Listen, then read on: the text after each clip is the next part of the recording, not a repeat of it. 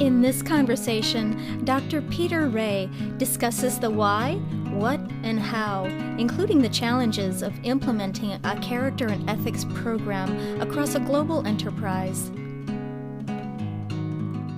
One way to think about it is why, what, and how. So, why would Parker do this? Why would it decide that preserving its reputation, protecting its financial health makes a lot of sense as you try to grow the enterprise from 13 to 20 billion? I think what I've been intrigued with is, let's say X percentage of people are just being polite, but in a year and a half, no one said, well, that's dumb, core to what Parker's all about. So working with the general manager and his or her team, that becomes the best way to kind of get the character component out. It's not a program or an initiative, Tuesday's Virtue Day. So it's more you start it with, what is it that the division's trying to do anyway from a business point of view or from their own personal leadership point of view? How could the virtues enhance that? So it's more their agenda rather than the other way around. And then from there, it's trying to build a toolkit, which I think you could be at this for decades and never have it all fleshed out. So that's the online courses, a website, virtue coaches that are selected and they themselves are coached about how they could take ideas back to their enterprise. Those are all become kind of pieces and parts of the how. And I think that's what I'm impressed with at Wake is if we're not careful with this ethics stuff, it becomes platitudes when people are really calling for tools. So most people, this is what they want to do. The question is how. It's who the heck's against compassion? Who's against integrity? But there is a value having a common language, a common framework, common tools to help a culture kind of move forward. That's why I see that Wake's doing really well. And I really do think Wake and Parker are on kind of parallel journeys.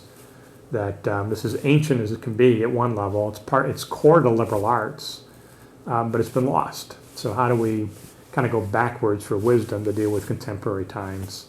And I think that how question's a tough nut. So we're in the process of putting together a 360 character strength-based tool and a culture tool, both integrated, both founded on the virtues.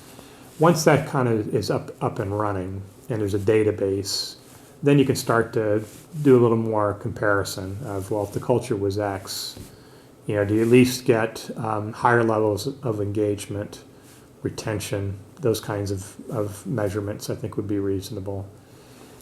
Way out here on can you make more money? And I report to the CFO in saying this. One, I'm not sure you could make that claim because there's so many other variables. So I think you'd just be putting, getting out in front of your headlights a little bit. Two, I'd also kind of worry about the message of that. Of we're going to do it because it's the right thing to do, and believe that there's a little bit of leap of faith in this. That is a sustainable business model.